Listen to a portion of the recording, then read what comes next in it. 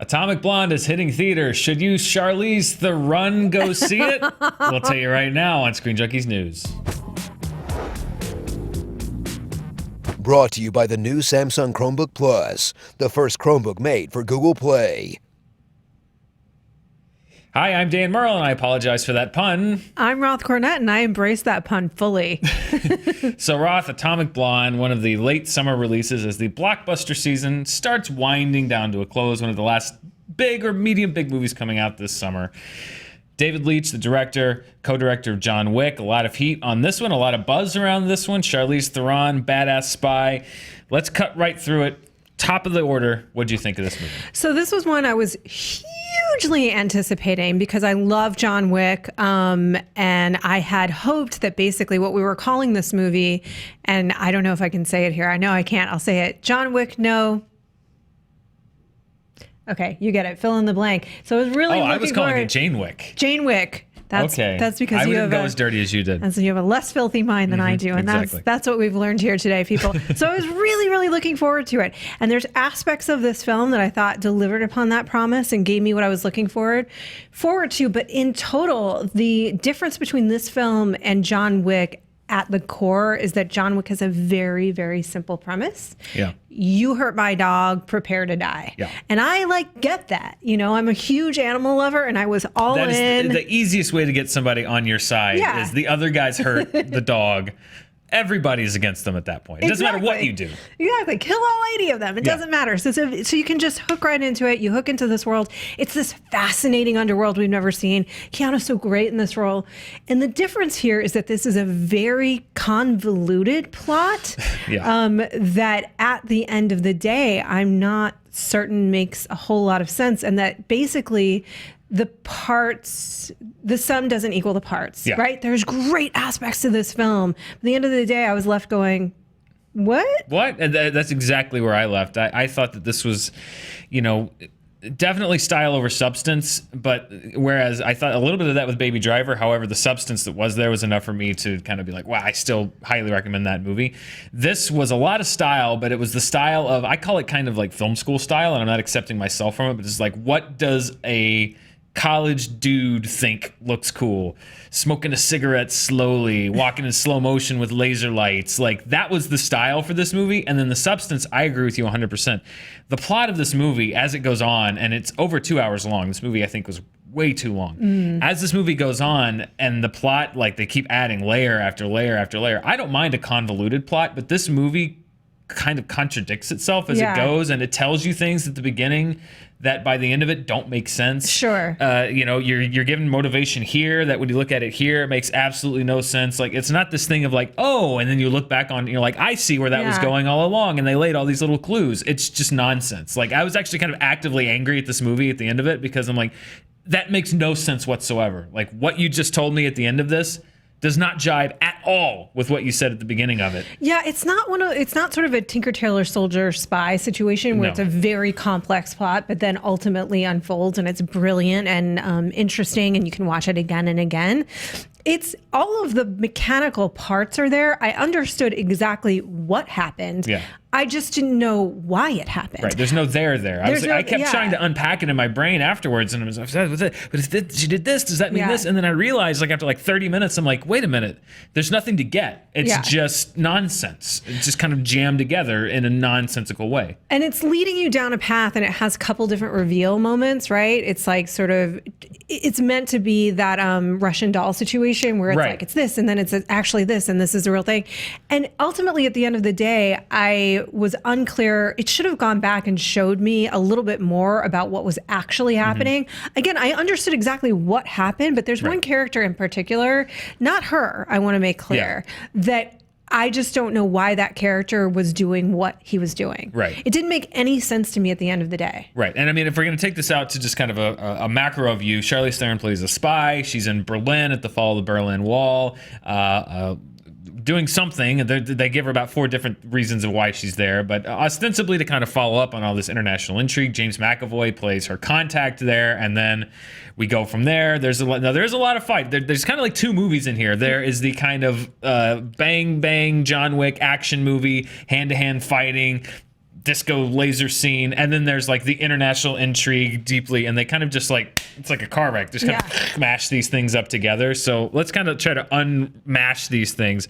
Let's talk about the action, because that's what they're selling this movie on. Yes. Action, action, action. What did you think of that aspect of the movie? Now that is where I think they absolutely delivered. And the reason is my favorite kind of action is hand to hand. I love a great fight scene. And this has some awesome fight scenes in it. I think that they do tend to repeat themselves a little bit, but I didn't mind because I thought that they were so well executed. And they were executed in a way that we very rarely see in these kinds of movies, which show the humanity of the people fighting, even though they are combative in a way that you and I know I could never be, and clearly there is an intense amount of training involved. There's still a moment when they're human and exhausted and spent. They did that in one particular fight scene, which I liked, and that was by far my favorite of the movie. The other ones I felt like were fine, but there was nothing there that I hadn't really seen before. I thought the choreography was kind of a little repetitive. She had like 5 go-to moves, like kick him in the balls, kick him in the chest, flip him over your shoulder, do that weird knee thing where your knee goes backward, and goes like, and then like the thing. And there was kind of a mix, mash, and repeat of that. There was the one fight scene you're talking about that I like, because it did seem new. Yeah. And if that were the only one in the movie, I think it might stand out. But it's so packed with so many of them. They did seem kind of like, up there with the Bourne fights that I've seen and the John Wick stuff. And so, it was fun, but it wasn't enough for me to be like, oh, this makes up for whatever the hell else is going on in this movie. So that didn't really elevate it as much as I'd hoped it would. Because sometimes if something's done incredibly well in a movie, you can overlook other aspects of it. I didn't find that to be the case with this film at all. I loved them. I will say that. I absolutely love them. I love hand to hand. I do like to watch fights, even just like as a sport. So I thought that they were beautiful and beautifully done. Yeah. And they did sort of utilize her femininity a little bit in those, in certain, right? You can see it happening right here. Yeah. By the way, one other small thing that I will say I absolutely loved about this movie, but it's going to be a twofold remark. One, her outfits, and this is for those of you who would care about this, are amazing. I mean, amazing, like not what you think about when you think of the 80s, but like high European couture from the 80s, beautiful. And it makes her stand out so much that I wonder how she's supposed to be a spy that's blending when James McAvoy's character, it's like, Charlize Theron does not blend. No. And James McAvoy's character, on the other hand, I thought did an awesome, James McAvoy was great in the film, one of the highlights of the film. He had fantastic performance, but he also, that character to me, I thought, I believed that he was a spy and would blend in and you wouldn't notice him. Same with John Goodman, like just kind of an everyman. Yeah, just an everyman. Something else that we mentioned is this is a period piece. This is set in the 80s during the fall of the Berlin Wall. The soundtrack. Yes. I found it to be very on the nose, very overwhelming. Again, and the reason I keep kind of comparing it to Baby Driver is they're both kind of the two standout, I think, pure action movies of the summer.